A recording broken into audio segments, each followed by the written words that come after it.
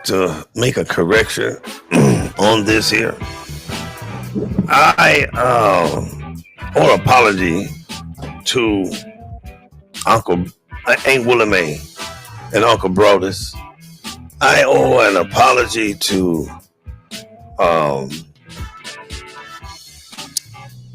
the oldest of the sisters of Uncle Brodus and Aunt Willie Mae.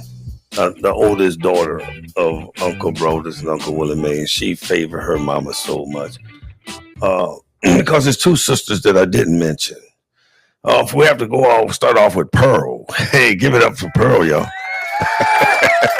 With that silver here. I see you in the photo, Sister Squad. I see the Sister Squad. The Sisters Squad who's left with us. And from first,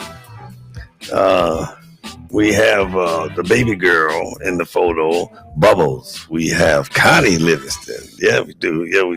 Got Connie Livingston. Then we got Barbara Livingston in this photo of Sister Squad. They on a cruise somewhere celebrating would have been their mom's 100th birthday. Aunt Willie Mae's 100th birthday. Then you have Pearl. Yes, indeed. You have Pearl right there. Then you have Rose. Yes, indeed. We got Rose lined up right there. And guess what, y'all? You have Pamela. Pammy. We call her Pammy. We got Pamela. And Nene went on home. And Aunt Willie Mae followed her years later. Not too many years later. So there's 5 sisters in this squad.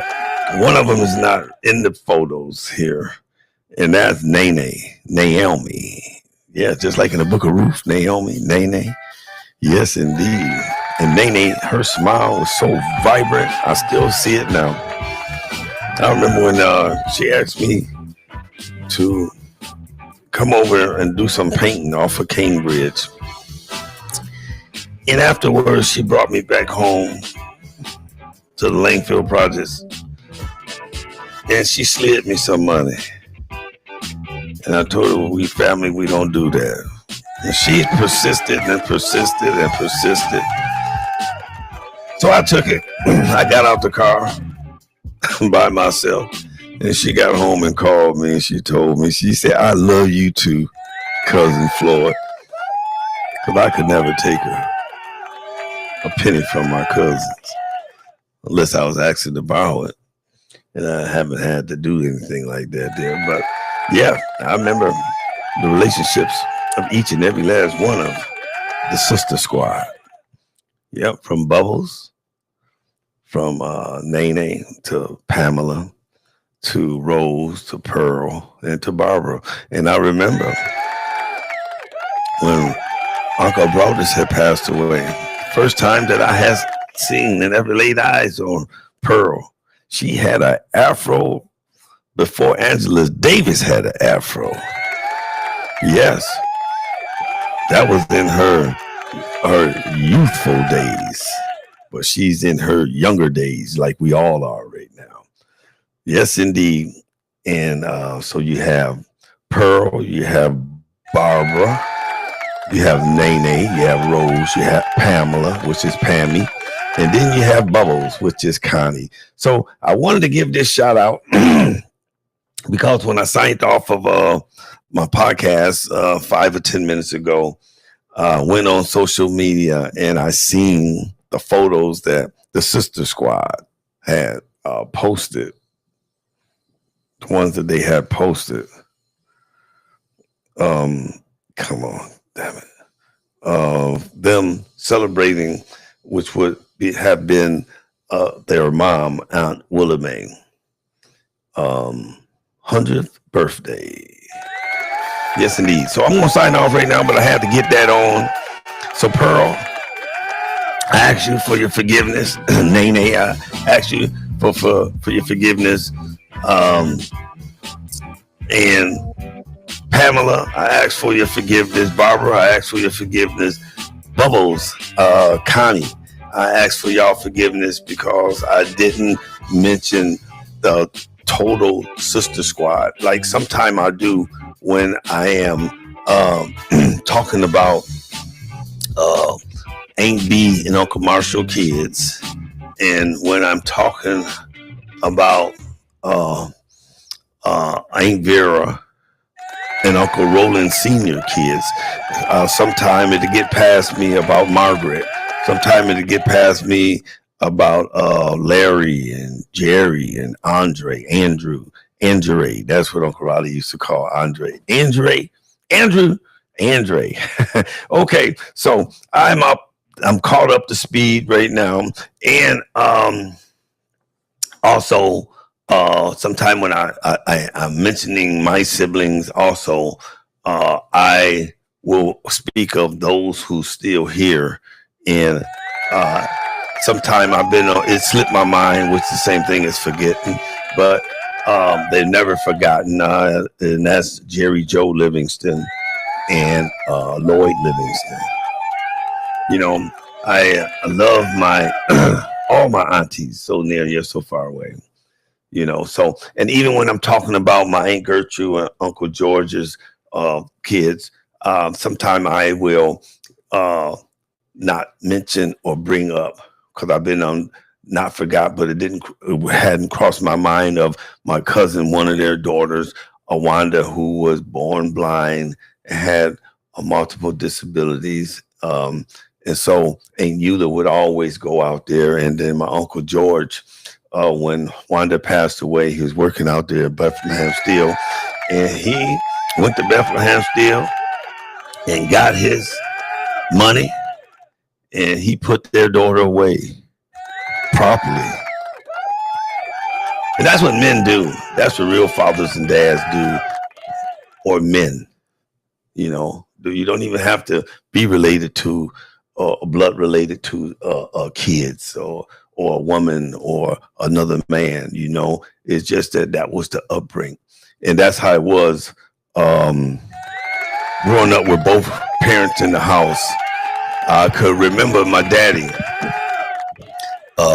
He used to sit me down as he would sit and talk with multiple of my brothers, and I'm sure my sister, and would say, you may have a friend, you may have a relative, it may be someone you don't know.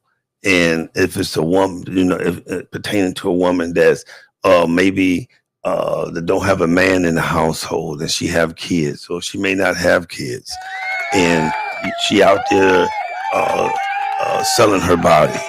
And this is what real men teach, and I teach this to the youth and to my kids to the day. You don't look at your cousin's mom, or your neighbor's, your childhood friend's mom, or your classmate mom as being a prostitute or a whore. You look at her as being a woman that's doing the best that she can to put food on the table, to put clothes on not just her back, but her kids, or to help out her neighbor, or to donate her offering, tithes and offerings. That's the way I was brought up. And that's how I teach, because a man's job, the male's job, is to teach the difference between a Phillips screwdriver and a flathead screwdriver, between right and wrong, a spade shovel for digging holes, a square shovel for scooping up sand or dirt or snow. So I leave y'all with this here. You see a man or a woman that's out there stealing for a living, out there selling their body. Don't judge them and look at them if they wasn't on drugs or alcohol, that they wouldn't be doing that, because you don't know. You'll do whatever it is and say almost whatever you have to be said to take care of yourself, your family, and your household, because the scripture says, and I'm not a Christian, the scripture says a man. And when you say man, he ain't just talking about the male figure. He talking about the woman too, because she's a part of mankind. If you don't take care of yourself, your family, and your household, your neighbor, you're lesser than an infidel. And a lot of y'all can repeat that word, but don't even know what the word infidel is. An infidel is lower than the devil. Even God talked to the devil. You remember in the book of Job? He talked to the devil, and God talked to the devil every day and every night about somebody, not just when he was talking to the devil about Job. So don't judge that man or woman that's out there drinking and doing drugs. They could have lost their family in a drive-by shooting or a home invasion, or somebody that was sick, or they lost their job, and they dealing with their poverty, their misery, and their depression from drinking and doing drugs. And there's always a high majority of the Christians that's putting down someone. They clap their hands on Sunday, stomp their feet Sunday evening, then come Monday, Tuesday, Wednesday, Thursday, and Friday, and Saturday, don't give a darn about that person that's sitting outside the liquor store, or someone sitting on that corner that they drive by and they see, look at so-and-so ain't got no socks. Instead of making a U-turn, going home, getting 2 or 3 pair of socks, brand new that you got, or used socks, and some sandals or some old shoes, you just keep on going. And you do exactly what you hear your other church members do. You do nothing but gossip. You just gossip, gossip, gossip, gossip. And it ain't just the women that gossip. Men be gossiping too. All right, let me sign up off here before I go on and on and on, because I won't let it go until the break of dawn. All right, I love you all, and my apologies. Samote B. Samote B. Samote B. I love you, and I love you, and damn it, I love all of you.